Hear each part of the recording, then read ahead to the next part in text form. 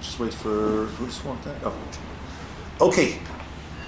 Good afternoon. Good afternoon. And Sphira, we know we are counting up. We're more familiar with the countdown. 10, 9, 8, right? 3, 2, 1, blast off. The problem with the countdown is when you finish, you've got absolutely nothing. Okay? Therefore, by Sphira, we don't count down, we count up. And it's meant to be this aggregate, this constant building up and readying and preparing ourselves for Shavuos, for Matan Torah. Yes, Steve? Was this a Hillel Shammai thing? No. Like with Hanukkah candles or something you light up, you light Correct. They argue by Hanukkah, is it 1 to 8 or 8 to 1? To the best of my knowledge, I do not argue over here by Sphira. Okay? Everyone agrees you've got to add up. Right? In other words, over there, right, is it how many days left of the miracle or how many days have passed of the miracle? Here it's clearly, right, an adding up. Now, in the Sidurim, we actually have a Yehi Ratzon, a supplication that is said, and each day has its kabbalistic quality. Okay? Now, when we discuss, so actually let me have one of those I gave out. Okay, so you have yours, Dov, yeah? Right behind you. There's plenty. Dov, there's good. Okay. So it is based on this concept of the Sphirot, actually, right? Which are these aspects of godliness. Okay. Now we're counting 49 days. Now that is not random at all. So let's see the first source from Yaakov Haber, right, on Sphiros. Mankind was created in the image of God, right? That's the verse. B'Tselem Elokim, in the image of God, mankind was created. It isn't our physical image because God has no physicality to him whatsoever. There is no corporeality to God, but rather our character that has godly potential. The Sphirot are a mystical revelation of God's character. The Sphira represent our finite understanding of the infinite. There are 10 Sphirot with which God created and interacts with the world. They are Chachma, Bina, Da'at. Those are the 3 upper ones, the 3 higher ones. Wisdom, understanding, knowledge. And then we'll soon go through these. Chesed, kindness, Gevura, strength, Tiferet, which is a blending of the 2. Netzach, Hod, and Yesod, which is a blending of those 2. And Malchus. Okay, we'll go through these shortly. These 10 Sphira are divided into 2 categories. The upper 3 of Chachma, Bina, and Da'at, right? And the Lubavitch Hasidic movement took their name from the acronym of the first letters of Chachma, Bina, and Da'at, Chet, Bet, Dalid. That's where they get their name, Chabad. And the lower 7. It is the lower 7 Sphirot we focus on during the 7 weeks of Sfirat Omer. The upper 3 are godly. They're all godly. The upper 3 are the higher realm. The lower 7 are that which we can put into play in our dealings here in the world. The first 3 are brainiac. Correct. And the others are more. Correct. The Mekubalim align these with different parts of the body in a metaphorical sense, and the first three are in the head realm, and the others are in the body. Okay, now, where do we get these 7 sfirot from? Actually, it's from a pasuk in Divrei Hayamim, in Chronicles, and it is a pasuk that we say every day when we take out the Sefer Torah. This is a pasuk that we read. L'cha Hashem, to you Hashem, is gedula, is greatness, and that refers to chesed. That refers to chesed. The Shemona Esrei, when we describe God as gadol, gibor, and norah, gadol is, the Vilna Gaon explains, God's midah of chesed, of kindness, right? And we too use that euphemistically. That was very big of him. What does that mean? It was very kind, very generous, very giving of him.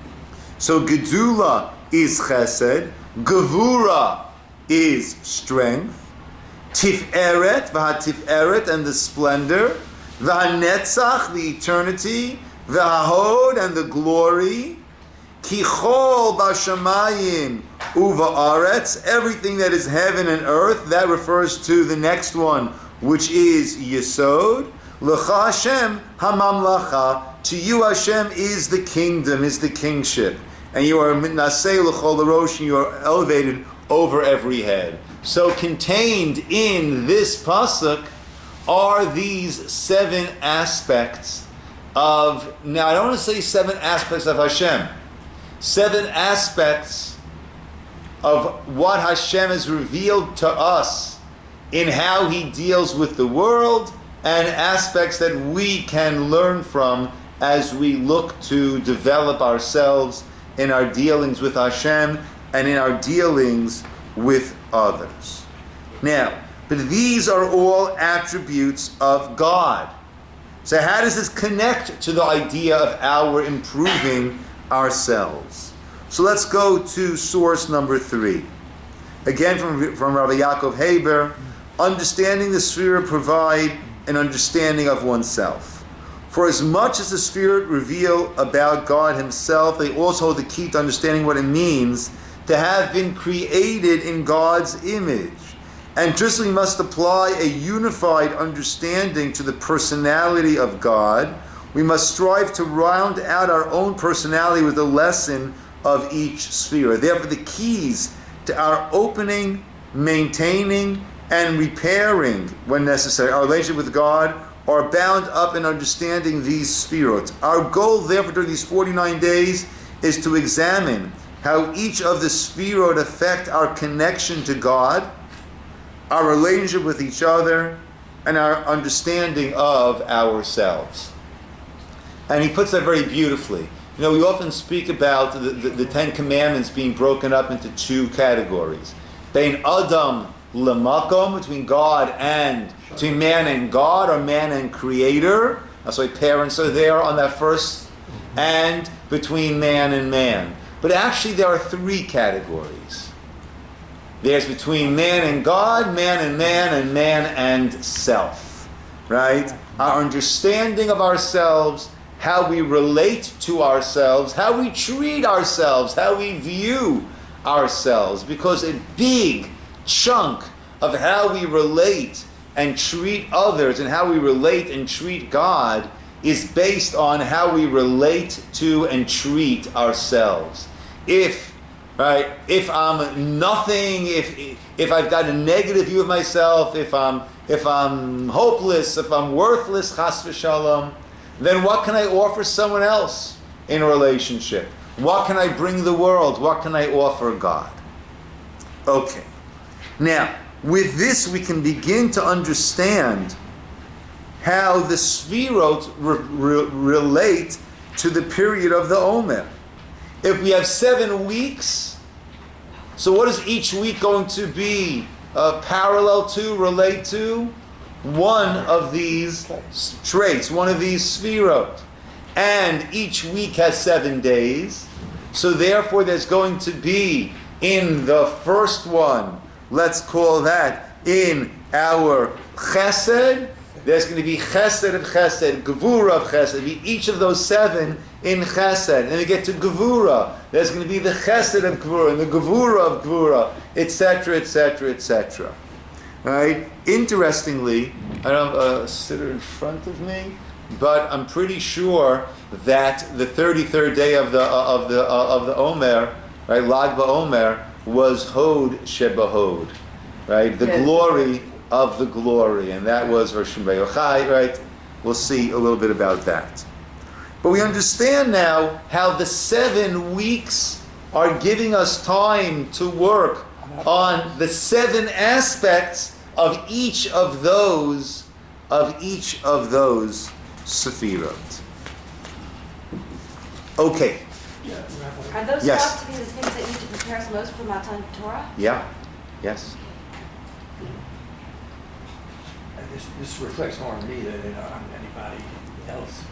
But I mean, even if people, when we count at Mari, and if they say that the paragraph, and they say these spheros, but this seems to be implying, suggesting, whatever word is appropriate, that we really have to immerse ourselves more fully Yes. in the contemplation.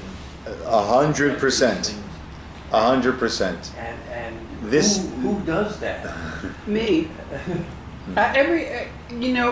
When I know that there's certain days characters, I think about those characters during the day. That's wonderful. Chesed, Gevura, that. And it's interesting because I realized that I was born on the 13th of the Omer, and that is 2 characteristics I really need. Yesod and Gevura. I need spiritual strength because I could be a little weak on a lot of things, and Yesod is the foundation. Yeah. And when I came to that day, I thought, how beautiful that I was born on that day, because it's what I need. And I think each day has a character that you need to work on. Yeah. Everyone has a character. Yeah. Everyone has. Some of them are a little elusive. Yeah. Glory. Okay, glory. How do you So glory? I'm going to go through that a little bit now. How do you Yeah, do I want that? to go through a little bit of what these actually mean. And Steve, I Okay. cheat. I by the second week when it's Gevurah, I say, well, we know my timing issues and how I'm too unstructured. So I say, all the rest is going to be Gevurah. I never move on to. Okay, so yes, right? In other words, Stephen, I would just take it a step further and say, we are always sitting on top of treasures, but often we just skim by the top of it and don't plumb what's available for us. Yeah, myself very much included. So number 4, Rav Gedalia Shor, in his Or Gedaliyahu on the Moadim, he says, we grow by working on the particular character traits relative to each day of the Sphira. Yimei HaSphira Huzman L'Tikun HaMidot, the day of Sphira, the time to correct, to improve our attribute. Shavur Rishon L'Takim Midat Chesed, the first week, to correct, rectify Chesed. L'Takim Ava Shia Kara'ui, right? That the love should be appropriate. Ava L'Hashem Yitbarach, Avat Chayrim, love to God, love to others. Shavur, Shnia, the second week, Midat Gevura, L'Takim Midat Hayira, the attribute of fear, this awe of God. V'chein Kol HaShavuot, and the same applies to all of the weeks. Okay? So as we mentioned before, Steve, I think the Chavetz Chaim writes very beautifully about, he gives a mashal, right? We say Shema, right? Every day we say Shema multiple times a day, right? So he gives a mashal of a person who was leaving his house for a few weeks, and he left a whole list of things to do for some workers that were at his house, right? And before he left, he said he warned them, please go over that list very carefully.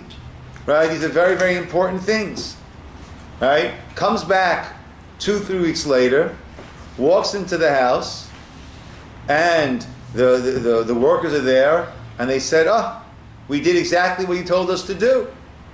He thanks them, looks around, and sees that absolutely nothing has been done. So he asks them, "I don't understand.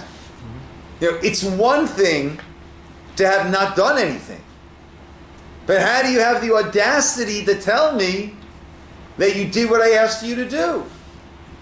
And they said, "Excuse us. What do you mean? You asked us to look over that list very carefully, and we did. We read it diligently on a daily basis." And the Chofetz Chaim gives that as a mashal, as a parable about the Shema. Right? We're not simply supposed to read the Shema, but we're supposed to read and accept and put the Shema into play. V'ahavta es Hashem Elokecha b'chol levavecha b'chol nafshecha b'chol modecha v'yodvar ha'el Hashem mitzavcha yom al levavecha v'shinam tam levanecha. We're supposed to put it into play, and I think that applies very much over here also. Right? Even if we do read those paragraphs, it's not a matter of reading the paragraphs, but it's a matter of trying to put it into play. So here I copied for us a nice explanation of these seven svirot, the lower seven. Chesed, loving kindness, is the attribute which diffuses benevolence to all without limit. Creation itself is an act of chesed, as it is stated, Olam chesed yibaneh. The world was built with chesed. The attribute of chesed is also called greatness, gedula. And in the pasuk where these seven midot are mentioned, so that it's referred to as gedula. For life issues from him to an unlimited number of worlds and creatures. As we learn from Abraham, it is the nature of the benevolent to do goodness. In Abraham, who embodies chesed, we see the paradigm of endless loving kindness. His tent was open on all sides, and he extended the warmest hospitality to all. So that is chesed. That is unfettered chesed. We also say Titan MS Yaakov Chesed. Let's see. Gevura. Where chesed is boundless, gevura is the attribute of restraint. It has the power and ability to limit and contract. And the act of creation, gevura, conceals from the created beings the activating force within them. So we created beings, because of this gevura, we look around and say, "I don't see a God." This enables them to exist as tangible entities. So it was God's restraint in holding his own essence and existence back and concealed that enables us to exist as tangible entities instead of being utterly nullified within their source. The patriarch Isaac is paralleled with Gevurah due to the dominance of this sphere within him. He restrains his emotions magnificently at the Akedah. Right? Often a question is asked, why is it called the Akedat Yitzchak? Why was it Yitzchak's? Was it Yitzchak's challenge, or was it Abraham's challenge? That he was willing to follow the word of God and to completely nullify himself to God? It was both. It was both, right? But Yitzchak, but it's called Akedas Yitzchak. Yitzchak was the one who was willing to give of himself. He had the Gevurah to do that avodah. He had the Gevurah to do that. It's interesting. We would normally, Yitzchak, the root of the word Yitzchak comes from tzchok, laughter. Right? We would normally not associate laughter with Gevurah, with this strength, and with this din. But that was right? That's more his mother, though, than him. But he's called Yitzchak, and throughout the Torah, Yitzchak was metzachek with Rivka Parasohim, right? He's called Yitzchak, right? So that became, so in a sense, when do we laugh? We laugh when we see something that is inconsistent, right? Someone slips on a banana peel, right? And the more dignified a manner the person is dressed, the funnier it is, right? Even though it's not funny, the person just fell, right? But why do we find it funny? It's funny because it is the unexpected, and it's jarring, it's inconsistent. Gevura is the ability to see this inconsistency. Or David Foreman says very beautifully that Yitzchak, it was this tzchok, this laughter, this strength, this ability to see the inconsistency that allowed him to go to the Akedas Yitzchak and to restrain his emotions magnificently. Meaning what? Life. What did I do to deserve life? Maybe I'm doing something to continue to deserve life now that I'm alive, but before I was born, what did I do to deserve life? So the whole thing doesn't make sense. The whole thing that God has given me this life, this time, that whole thing is a joke, it's a laugh. So if I have that sense of gevura, that there's God, and who am I, and for no reason He's given me life, if God commanded my father that now's the time for it to end, okay, it didn't make sense in the first place. I compare it when my kids were little. So everyone had a bedtime, right? But once we got past that bedtime, right? If they're reading or doing something productive, and Al and I were busy, right? All right, we would let the bedtime go a little late. You start causing trouble. Daddy, can I? Do you see what time it is? Right? You're on borrowed time. On borrowed time, you don't ask questions. Right? You're just happy to be there. He understood his whole life was past bedtime. It was on borrowed time. Okay. That's chesed and gvur. Gvur is also called law and judgment, din. Judgment demands that chesed be distributed justly in proportion to the recipient's merit, and not in a boundless, gratuitous fashion. Without gevura, chesed would not have the boundaries needed in order for creation to exist. Right? We talk about tough love. Right? It can't just be boundless chesed for it to exist. In terms of humanity, if chesed were dominant, the earth would be full of sinners, since love would cover all iniquity. Conversely, if gevura was dominant, no man could withstand the scrutiny of judgment. Women perhaps, but no man. Okay? Both chesed and gevura operate successfully. So unfettered chesed, unrestrained din, either one is not the proper dose. It needs to be blended. Both chesed and gevura operate through a mediating faculty. That is the sphera of tiferet. That's why chesed, gevura, chagat go together. Chesed, gevura, tiferet.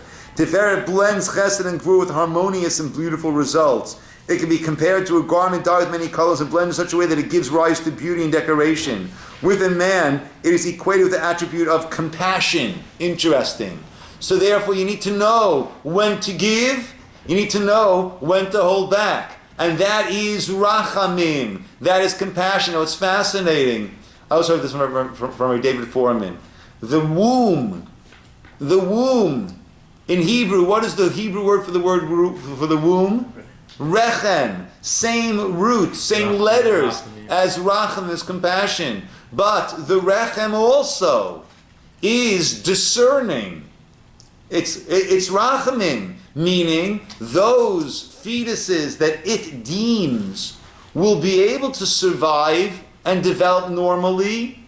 It nurtures and it allows them to grow and develop. And those which it deems unable, that there is something wrong with it, so the body then aborts it. The body rejects it. See, even in the womb, we see this blending of the chesed and the gevura. What's the literal meaning of tiferet, though? Glory. I don't know. Really, then what's chavod? What's kavod? Honor. Okay. I won't get political, I promise. Yes. But look at how this applies to the world these days, with expectations that everybody wants one thing without tempering it with the other. Okay. That's the way I see it. Okay. It needs, right? Chesed and Gvura need to be tempered. That's clear, and that is Tiferet. Whereas Chesed would give even to a person to whom compassion is not at all appropriate, Tiferet seeks to pity a person to whom compassion is appropriate. Right? Interesting. Chesed would compel us when a person asks for $10, right? That's going to be used to feed a drug habit, right? Chesed will say yes. But Gevura will say when a person really is in need, but are they really deserving? And not give it to them, right? Tiferet seeks to pity a person to whom compassion is appropriate, and then to extend benevolence to him as well, regardless of worthiness. Like give him food rather than money. Tiferet is also equated with truth, emet, in the sense that both chesed and the gvura agree to its flow. So that's the first three of the lower seven. The next three spheres are Netzach, Hod, and Yesod. These three are extensions of Chesed, Gvura, and Tiferet. Netzach is an extension of Chesed, Hod an extension of Gvura, Yesod of Tiferet. The word Netzach comes from the word Minatseach, meaning to conquer or overcome. Netzach therefore denotes the idea of dominance. By giving in an unlimited way, one is overwhelming the other. And in this respect, it is an extension of Chesed. Hod is just the opposite. Being an extension of Gevura, it denotes restraint to the point of submission. Hod stems from the word hoda'ah, meaning to thank, admit, or submit. Total dominance over another is a Netzach relationship, while total submission is a Hod relationship. Yesod balances the two, facilitates communication, and is therefore the foundation of the world. So again, we have the same idea, but as opposed to my giving or not giving, it's now how I am connecting to another, right? Am I connecting by dominating the relationship? Am I connecting by completely being submissive in a relationship? That's the Netzach. Hod and Yesod. Yesod is the fusion of the two and building a healthy relationship in that give and take. And what's the little In summary, sorry? What's the little meaning of Yesod? Foundation. Yesod is In summary, Chesed denotes unlimited giving. Gevura parallels unlimited restraint, while Tiferet is harmonious blend of the two. Netzach and Hod adapt the influence for transmission, and Yesod transmits with deep attachment. Why? Because when there is a proper, we say in Pirkei Avos, Aseh l'charav and Knei l'chachaver. Designate for yourself a mentor, a Rebbe, but acquire a friend, meaning a relationship is one where it is acquired. Acquisition does not mean buy a friend, but it means the give and take, the healthy give and take that supports a relationship. The 10th sphera is called Malchut. Malchut is the receiver or recipient of influence from the higher sphirot. Malchus means a kingdom, meaning when all of these are functioning properly, then one has their, so to speak, their fiefdom, their kingdom, right, which is the world and the relationships that they have built. Okay, source number 5, the Baal HaTanya in Likutei Torah. But in order to get to this high level, one must count the counting of the Omer. This is what it means, count 50 days. That the contemplation of the greatness of the Infinite One, blessed is He, is 49 different aspects alluded to in the verse that we quoted before, L'cha Hashem HaGedula, etc., which are the 7 midot of the upper world of Atzilus. Each one of them in turn is made up of 7, right? The 7 aspects of each, in each, totaling 49. The 50th gate is the upper gate, which includes all the aspects. And everything in this is contained within the 49 aspects, which are united to a single unity. This, as I mentioned before, is all found in this tefillah. Let me just get a siddur quickly.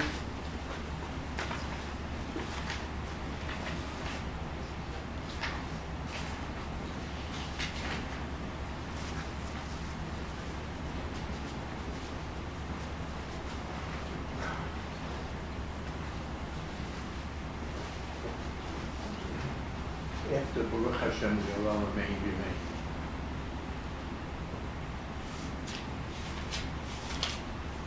So we count the Sphira by the numbers over here.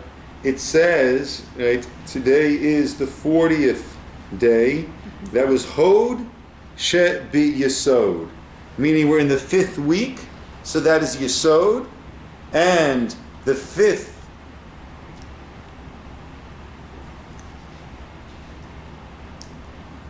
we're in the 6th week, and the 5th day. Yeah, we are in the 6th week. It's 5 weeks and 5 days. So we're in the 6th week and the 5th day of that 6th week. And then there is a Yehi Ratzon, Yibon Shalom, massive verse. You commanded us through Moses, your servant, to count the Omer count in order to cleanse us from our incrustations of evil and from our contaminations. You've written in your Torah, you are to count from the morrow of the rest day, from the day you brought the Omer offering that is waved. They are to be 7 complete weeks until the morrow of the 7th week, or to count 50 days, that the souls of your people Israel be cleansed of their impurities. Whatever may it be your will, Hashem, my God. Then the merit of the Omer count that I have counted today, there may be corrected whatever blemish I have caused in the Sphira, and then you put in Malchus Shebi Yesod, whatever it might be. Right? May I be cleansed and sanctified with the holiness of above, and through this may abundant bounty flow in all the worlds, and may it correct our lives, spirits, and souls from all sin and blemish. May it cleanse us and sanctify us with your exalted holiness. Amen. Selah. Isn't David Hamelech, when he's praising Hashem in front of all the people, he's using the names, just a lot of this to Perot? I would, yes. Are we obligated to do that part? No. So No. if I want to just focus, I could just do the count. The read mitzvah is to make the blessing, is to count the Sphira. And then I could Right. look at what that Sphira is for that day and, Correct. and think of what... Correct. Yeah, that's Right. a wonderful thing to do. Mm-hmm. Halacha brings to also, after make the bracha, to say the Harachaman, may the compassionate one bring us back the service in the temple speedily in our days, because we are just doing a counting of the Sphira, right? How wonderful it would be if we could actually bring the Omer Real offering deal, yeah. and count not just from when we theoretically would have brought it, but bring it from when we actually did bring it. Now, there's another aspect here that I wanted to go into, and that is something that we discussed in length a couple of years ago, that the Mishnah in Avos, also found in our Siddurim after Shabbos Mincha. So, Labriut.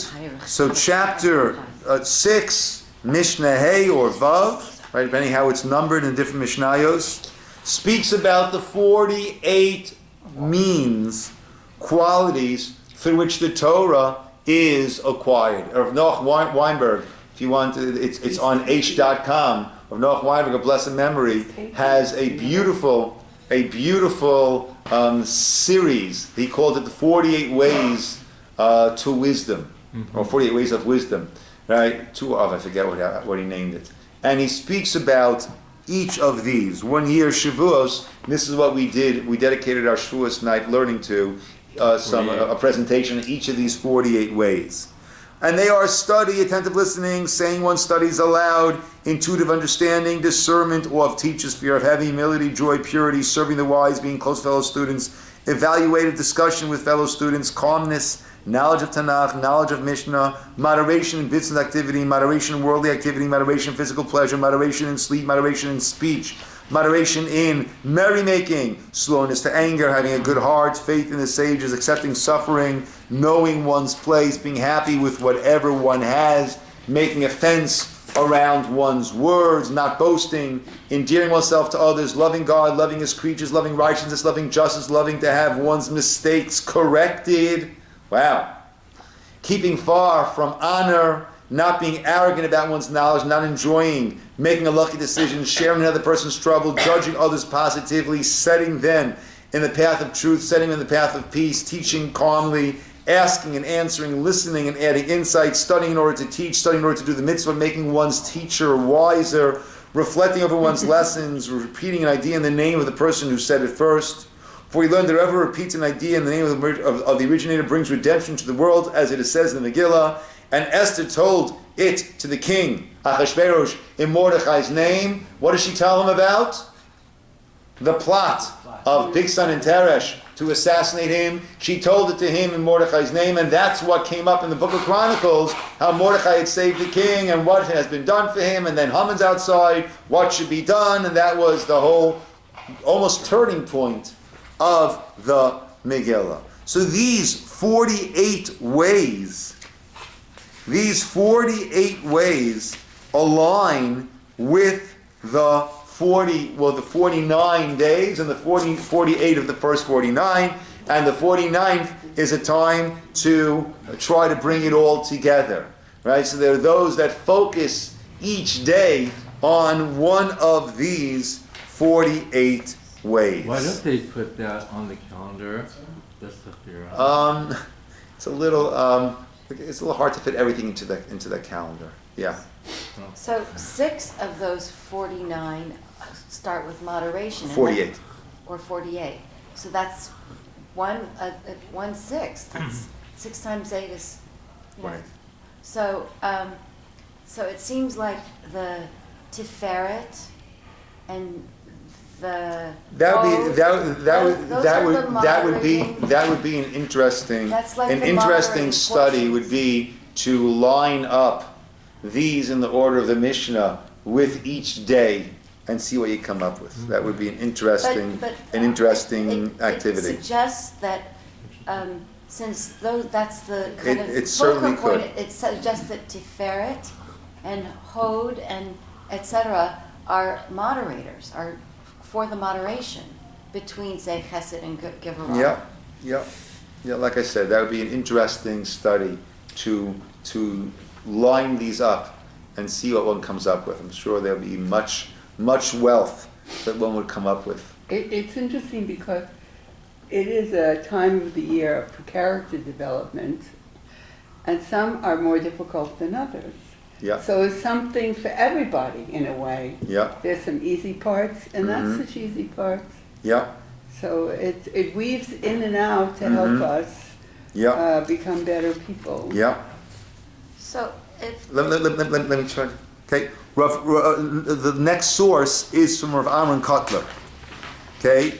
He says the days of counting the Omer are days of preparation for the giving of the Torah. Since acquiring Torah depends on the 48 ways the Torah is acquired, it is like all other things which can only be acquired through the appropriate mechanism.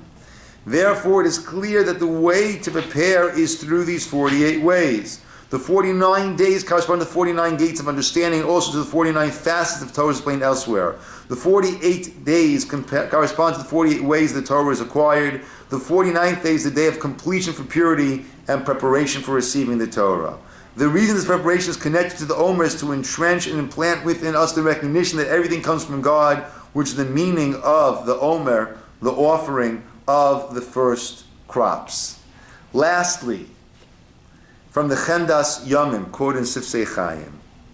It is important to know that the days between Pesach and Shavuot are greatly sanctified. During these days, the sanctity increases continuously until the day of the giving of the Torah, and during these days, every Jew will find divine assistance in fixing his soul to sanctify it, to purify it. They are awesome days at the heights of the world, as we've explained.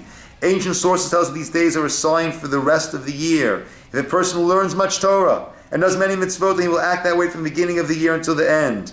And the opposite holds true also, God forbid. An interesting question. So we've discussed that the students of Rabbi Akiva all died this plague death because they were not showing proper respect according to their level to one another. But why specifically during the days of Sphira? Right? It wasn't that they weren't acting respectfully during those days, but the rest of the year they were. This was a flaw. So they were not acting respectfully. So why was it specifically during the time of Sphira that they were held accountable and their deaths occurred? So an explanation that's given is based on this idea. If there is a specific time that is granted, that is gifted as a time for improvement, and one doesn't utilize that, then that amplifies that which is lacking. That puts the spotlight on those areas which need improvement. If this is the time to take care of it, right? So, sometimes, the government will give, or the IRS, right, will give a grace period, right? If one doesn't utilize that grace period, then once that grace period ends, then the penalties come back or go up exponentially because you had the chance. So these are the times that are given. They give a very beautiful story, important story to hear, right? Of what a person can accomplish, right? We do the Daf Yomi here in Shul. We do Daf almost Yomi, right? So we don't do Shabbos and Yom Tov, right? But the Daf Yomi is a page every day, and for years they would have when the entire world finishes Shas, they have a big celebration. They have a big Siyam HaShas, a worldwide Siyam HaShas, and each year it gets bigger. One year it was in Madison Square Garden. In New York, it was in Madison Square Garden, which they filled up about 20,000 people, and it was also in either the Nassau Coliseum, the Giant right? Stadium. Right. Last year they got over 100,000 people all together, right, in Giant Stadium. Right, which is more than they get at a football game, because they didn't need the whole field. They had to put some seats on the field also. That's right. 100,000 people. Right? How did it all begin? Well, it was the year 1894, the day after Pesach, and a young boy by the name of Meir Shapiro was 7 years old. He saw his mother crying, the story goes. "Why are you crying?" he asked. "Your father, because your teacher did not come today.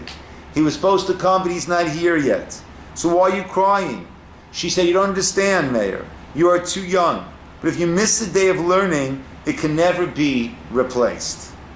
This answer penetrated deep into his heart. When he grew up, it became one of the fundamental ideas of the Daf Yomi movement every day. Daf Yomi is about the constancy of learning, the consistency of doing something day in and day out, year out, over the span of an entire lifetime. That's based on Rabbi Frand in a thank you Rebbitzin Shapiro address that he made. 1894, the day after Pesach. Right? So he was 7, so that means he was like, let's say 27, 20 years later. Yeah. Rounded out a little. Oh, when did Daf Yomi actually begin? Yeah. I'm not sure. That's a good question. I don't know know. that the Biala Rebbe was one of the first people in the Daf Yomi. So nice. I know it had to be in the 20th century sometime. Yeah. But the fact that so many kollels or whatever, so someone would hear, "Oh, we're studying every day," and then another would say, "Well, you would be my charufta, my study partner," and it just grew and grew. I mean, from what you say, it goes on all over the world. Yeah. It's all over the world. Yeah. All over the world. Yeah. Mm-hmm. Yeah, not in kolos. Kolos learn a very different way. They're learning more in depth. In yeshiva, you don't do Daf Yomi. Right. But those who are not in yeshiva, it is a wonderful means of staying engaged with daily learning. Okay, my friends. Shakoah. So I heard a different story about the 49 days, that they're not counting up to 49. They're counting one day left. It's right. One day to have to go back, then 2 days to have to go back. So they knew when it got to 49 they would never go back. Going further and further. Further and further. Interesting. Interesting. I've Right. heard that too, Basil. Yeah. You know, the simplest approach is that we started counting the day after Pesach, so we shouldn't think that the point of leaving Egypt was to get out of Egypt. Right? So you start counting the day after, it means this was the step towards what the real goal is. And the real goal in leaving Egypt was to come to Har Sinai, receive the Torah, and become the Am Hashem. Right? So that is the transition that we go through. But this is the means and methods towards making this transition a true transition for ourselves personally, and not just something that happened way back when. Also, Yes, they're though. saying that, think of the Sephira as these pipelines coming down, and that through the whatever we did, somehow we clogged the pipes. Here, this is like how to unclog How the to pipe unclog. to get the flow. Nice though. Rabbi, one more Yes. thing. Dove made a good point about putting it on the calendar, and the calendar has no more room because this is a very small thing. But it would be a very good thing in each day, rather than saying this is the 39th, this is the 40th, this is what but say which it is and how we can use that day for those sefirot, and these are the suggestions. See, it Like seems So Sure. as part everybody- of our email reminder. Sure. Yes. What's the point to say it's 49? It's number 23. There is a wonderful sefer from Rabbi Haber I on saw that. some of them. Yeah, maybe Chayrif, if you would like, if we could get together for next year, if you could give me a list of the 49 days, what the day is, and you might want to use that sefer As a suggestion. right, and suggested ways. I'd be very happy to add that Good to our daily Good idea. email. I like It is a good Okay. idea, but also in all fairness, the link that Aish that Beverly gives, Aish does do that for each day. It says the trait. I don't know if they always say Sephira, but they say the trait today is this, and these are things you can think of. Nice. I Nice. So if you click on the link, you'll get Nice. some of that. Okay. Good. Can I ask you about that? Yes.